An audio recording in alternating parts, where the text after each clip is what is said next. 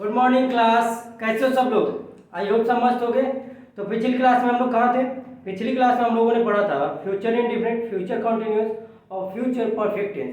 और मैंने बोला था कि मैं प्रेजेंट परफेक्ट कॉन्टिन्यूस और पास्ट परफेक्ट कॉन्टिन्यूस और फ्यूचर परफेक्ट कॉन्टिन्यूस को एक साथ पढ़ाऊंगा। तो चलो आज मैं परफेक्ट कॉन्टिन्यूस पढ़ाता हूँ।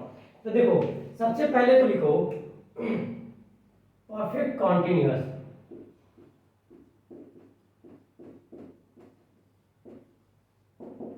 परफेक्ट कॉन्टिन्यूस में हमेशा समय दिया होता है, टाइम दिया होता है, तो कहाँ पे सिंस का यूज करते हैं, कहाँ पे फॉर का, पहले वो समझा देता हूँ, फिर उसके बाद प्रेजेंट और पास्ट और फ्यूचर इंडिविजुअली पढ़ाऊंगा। पहले देख लेते हैं कि कहाँ पे सिंस का यूज करते हैं और कहाँ पे फॉर का। तो मैंने कहा कि परफेक्ट टेंस के, परफेक्ट कॉन्टिन्यूस टेंस के साथ हमेशा टाइम गिवन होता है, तो कहीं उसके साथ हम हमेशा सिंस या फॉर का यूज करते हैं। और सिंस कहाँ पे यूज करते हैं ये देखेंगे, और फॉर कहाँ पे यूज करते हैं ये देखेंगे। तो अगर हम बात करते हैं सिंस का, तो पहले हम सिंस को लेके चलते हैं। तो सिंस हमेशा point of time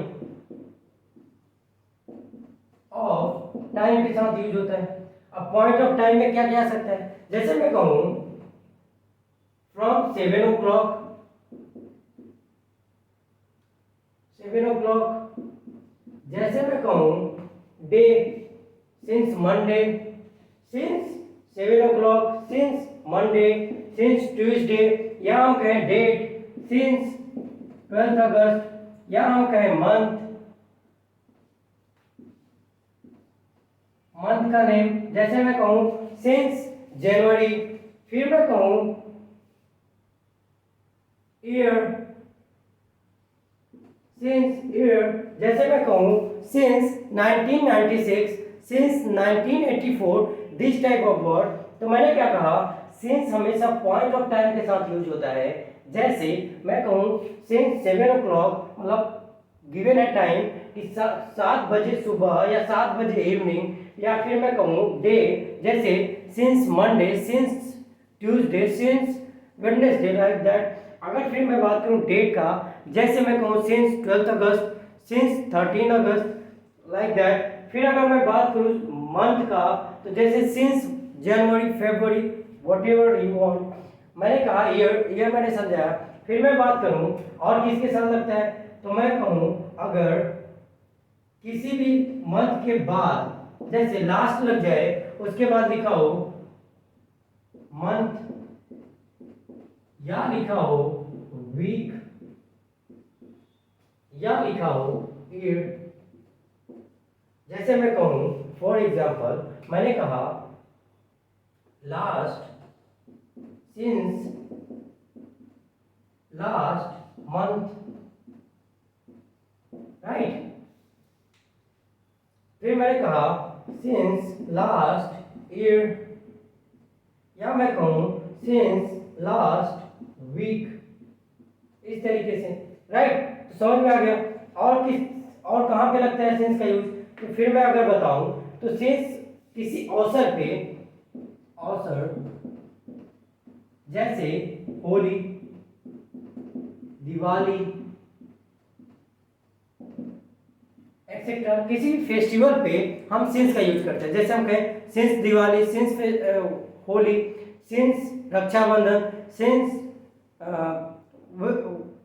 Jesus, since Christmas, जो भी आप कहना चाहो, वहाँ पे हम जब भी अवसर या फेस्टिवल की बात करते हैं वहाँ पे भी हम सिंस का यूज करते हैं। और जहाँ हम पॉइंट ऑफ व्यू ओवरऑल सबकी बात करें, तो पॉइंट ऑफ व्यू की जहाँ बात होती है वहाँ पे सिंस का यूज, और जहाँ पीरियड ऑफ टाइम की बात हो वहाँ फॉर का यूज करते हैं। तो आई होप समझ में आ गया होगा कहाँ पे सिंस का यूज होगा और कहाँ पे फॉर का एग्जांपल मैं अभी बताता हूँ। पहले आप सिंस को नोट डाउन करो।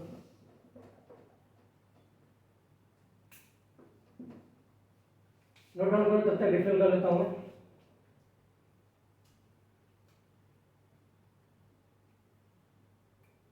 इस वाले रूल को थोड़ा ध्यान से देखना, अभी इसमें चीजें समझाऊंगा मैं।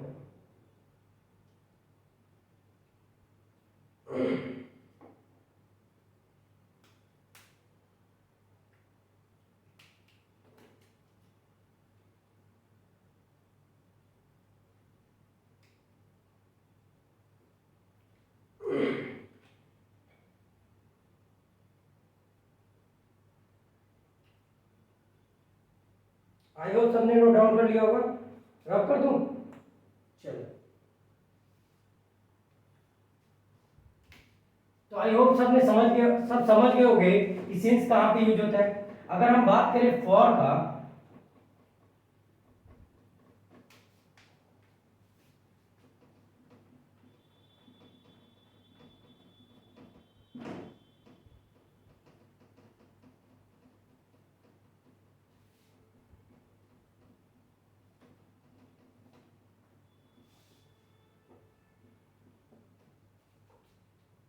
अगर हम बात करें फॉर का यूज, तो फॉर का यूज हमेशा पीरियड ऑफ टाइम के साथ होता है।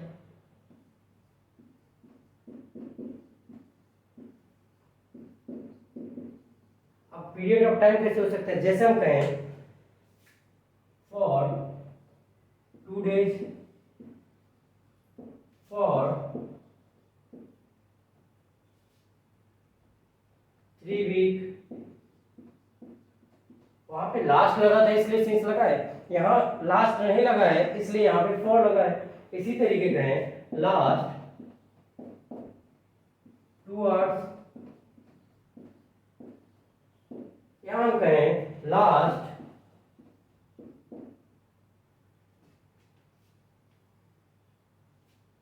2 month, यहाँ हम कहें लास्ट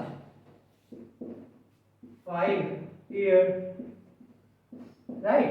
तो जहां पे पीरियड ऑफ टाइम की बात करें वहां पे फॉर का यूज करते हैं, और जहां पॉइंट ऑफ टाइम का बात करें वहां सिंस का यूज करते हैं। लेकिन अब देखो ये चीजें समझ में आ गई।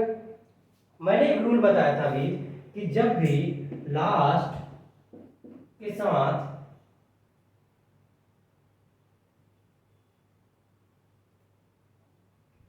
अरे यार लास्ट क्यों लगा दिया, फॉर लास्ट के साथ सिंस लगेगा for 2 hours, for 2 months, like that. मैंने क्या बताया अभी कुछ देर पहले मैंने बताया था सिंस का यूज हमेशा लास्ट के साथ लगता है, जैसे लास्ट वीक, लास्ट मंथ या लास्ट ईयर, राइट। मैंने ये बताया था जब लास्ट लग जाए तो वहां पे सिंस का यूज लगाते हैं, अगर लास्ट न लगे तो वहां फॉर का यूज करते हैं।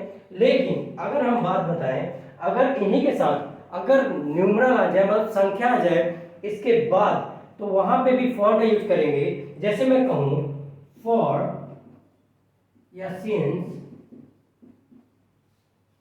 Last 2 year, right. तो मैंने देखो मैंने क्या बताया, केवल लास्ट और लास्ट वीक या लास्ट मंथ या लास्ट ईयर आए तो वहां पे तो सिंस का यूज होगा।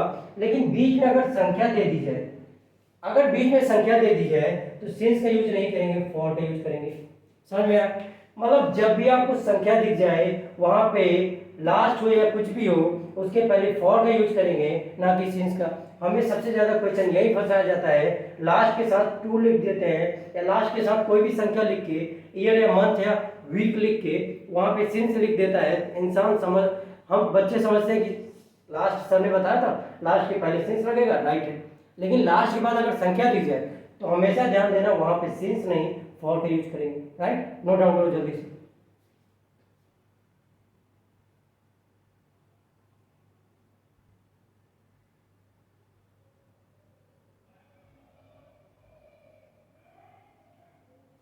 हो गया नोट डाउन? चलो अब हम टेंस, अब हम प्रेजेंट पास्ट और फ्यूचर को इंडिविजुअली देखते हैं। अब आपको समझ में आ ही गया होगा कहाँ पे सिंस का यूज होता है, कहाँ फॉर का यूज होता है, राइट। चलो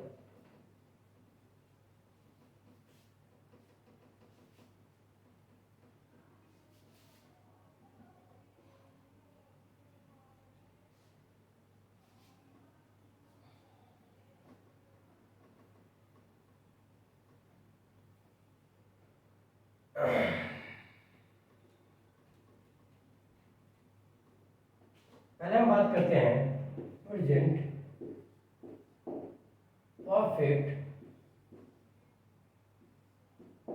कॉन्टिन्यूअस का। राइट। तो अगर हम प्रेजेंट परफेक्ट कॉन्टिन्यूअस की बात करें तो मैंने क्या बताया, परफेक्ट कॉन्टिन्यूअस के साथ समय गिवन होता है, समय लिखा होगा तभी परफेक्ट कॉन्टिन्यूअस होगा, नहीं तो नहीं होगा। जैसे मैंने कहा, रूल इसका लिख लो पहले। रूल क्या होता है, subject plus has, have plus being plus verb ING plus object.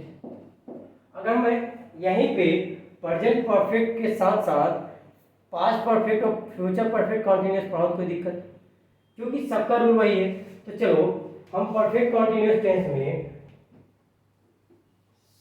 सबको एक साथ पढ़ते हैं। ये रूल था प्रेजेंट का, प्रेजेंट परफेक्ट का, अंदर दिख रहा है राइट।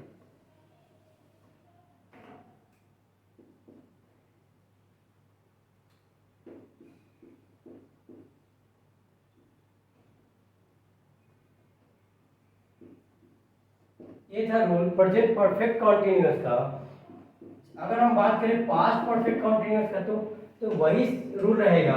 यहाँ सब्जेक्ट के बाद हैड लग जाएगा, फिर बीन लगेगा, फिर वर्ब आईएनजी लगेगा, राइट, प्लस ऑब्जेक्ट लगेगा।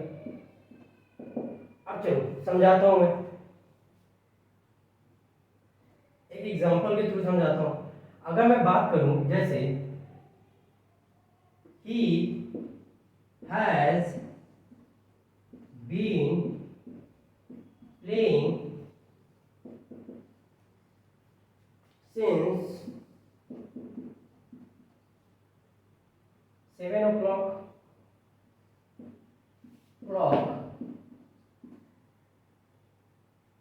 राइट। फिर मैं बात करूं, you had been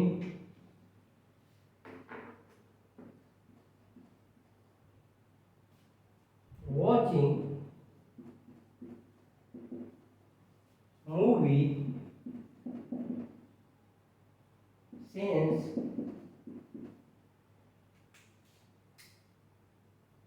2 hours। चलो मैंने दो सेंटेंस बताया, पहला तो प्रेजेंट परफेक्ट कॉन्टिन्यूअस टेंस में, दूसरा पास्ट परफेक्ट कॉन्टिन्यूअस में। रूल के अकॉर्डिंग मैंने क्या बताया, ही के साथ has been play verb ING, फिर पास्ट परफेक्ट में हैड के साथ बीन वर्ब आईएनजी, और यहाँ पे सिंस, यहाँ पे भी सिंस। अब ये दोनों सेंटेंस को आप लोग देखो, 10 सेकंड के लिए देखो और बताओ क्या दोनों जगह पे जो सिंस यूज हुआ है वो सही यूज हुआ है, या दोनों को चेंज करना पड़ेगा, या किसी एक को चेंज करना पड़ेगा, और गलती है तो क्यों है और कहां पे, राइट। 10 सेकंड का समय लो और इसको करो।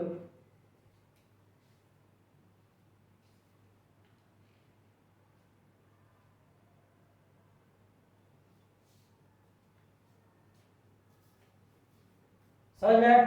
चलो मैंने क्या बताया था कि जब भी 2 आवर्स दिख जाए, मतलब पीरियड ऑफ टाइम की बात करें, तो वहां पे सिंस नहीं फॉर का यूज करेंगे, तो यहाँ सिंस का ना क्या सही होगा। लेकिन अगर हम बात करें पॉइंट ऑफ टाइम की, तो वह यहाँ पे 7 o'clock पॉइंट ऑफ टाइम है, तो यहाँ सिंस का ना पूरी तरीके से ही। आई होप समझ में आ गया होगा। तो आपको प्रेजेंट परफेक्ट कॉन्टिन्यूअस और पास्ट परफेक्ट कॉन्टिन्यूअस समझ में आ गया। अब फ्यूचर परफेक्ट कॉन्टिन्यूअस का रूल लिखो यहीं पे,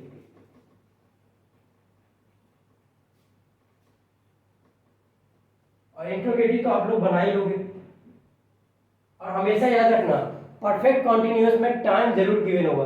अगर टाइम गिवन नहीं होगा तो वहां पे टेंस चेंज हो सकता है, लेकिन अगर टाइम गिवन है तो टेंस कभी नहीं चेंज होगा, वो परफेक्ट कॉन्टिन्यूअस में ही होगा, राइट। एग्जाम में सबसे ज्यादा इसी से कंफ्यूज किया जाता है, या तो सिंस फॉर दे देगा, लेकिन सबसे ज्यादा कंफ्यूज क्या दिया जाता है, सिंस फॉर यहाँ पे दे दिया, और यहाँ पे क्या करेगा, प्रेजेंट परफेक्ट की जगह प्रेजेंट परफेक्ट कॉन्टिन्यूअस की जगह प्रेजेंट परफेक्ट में दे देगा, या पास्ट परफेक्ट में दे देगा। आप सोचोगे सही है, लेकिन वहां पे जब आपको समय दिख गया, टाइम गिवन है, तो डेफिनेटली प्रेजेंट परफेक्ट कॉन्टिन्यूअस में होगा, या पास्ट परफेक्ट कॉन्टिन्यूअस में होगा, या फ्यूचर परफेक्ट कॉन्टिन्यूअस में होगा, राइट।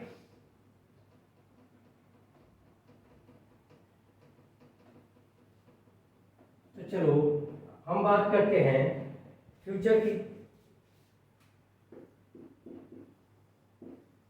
फ्यूचर परफेक्ट कॉन्टिन्यूअस का रूल क्या कहता है? कहता है कि पहले लिखो सब्जेक्ट, फिर लिखो विल या फिर शैल लिखो।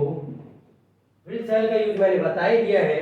फिर लिखो हैव, फिर been plus verb ING plus object. Visual है, विजुअल तो है।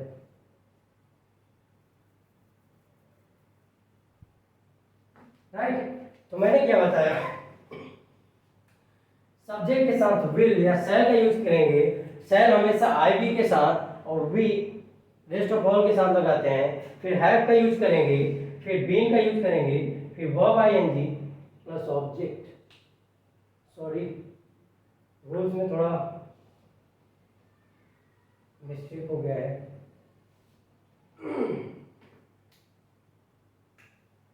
सिंस या फॉर प्लस ऑब्जेक्ट होगा ना, सिंस फॉर प्लस ऑब्जेक्ट। यहां पे भी उसी तरीके लिखो,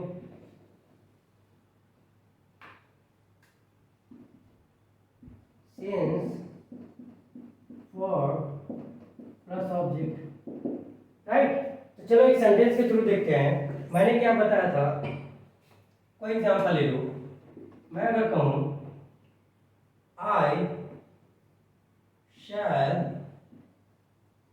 हैव बीन, फिर वर्ब आईएनजी लिखो। वर्ब आईएनजी में क्या लिखना चाहोगे? वॉचिंग हो गया, प्लेइंग हो गया, और रीडिंग लिख लो। खेलना पढ़ना, खेलना मूवी देखना तो बहुत हो गया, पढ़ना देख लो। Reading, I shall have been reading since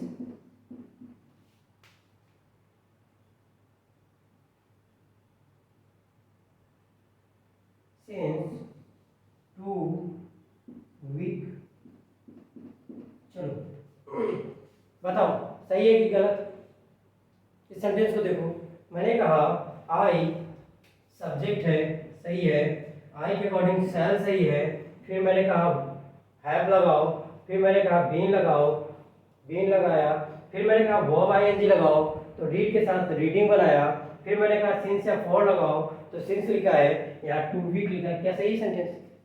पूरा स्ट्रक्चर तो सही है, लेकिन मैंने क्या बताया था, टू वीक एक पीरियड ऑफ टाइम है, और पीरियड ऑफ टाइम के साथ सिंस नहीं फॉर का यूज करेंगे, या फॉर का यूज करेंगे। राइट, तो आई होप इसका इंट्रोगेटिव नेगेटिव सब बना लोगे। क्लोज एंडेड, ओपन एंडेड, सब रूल्स अपने हिसाब से बना लोगे। इतना तो मैंने सिखा ही दिया है कि आप रूल्स बना सको। तो आई होप अब आपको परफेक्ट कॉन्टिन्यूअस टेंस में कोई दिक्कत नहीं होगी। तो समझ में आ गया पॉइंट ऑफ टाइम क्या होता है, पीरियड ऑफ टाइम क्या होता है, और कहाँ पे सिंस का यूज करना है और कहाँ पे फॉर का यूज। तो आई होप सबको समझ में आ गया होगा। तो चलो आज के लिए इतना ही रखते हैं, फिर मिलेंगे अगली क्लास में। तब तक के लिए जय हिंद, जय भारत।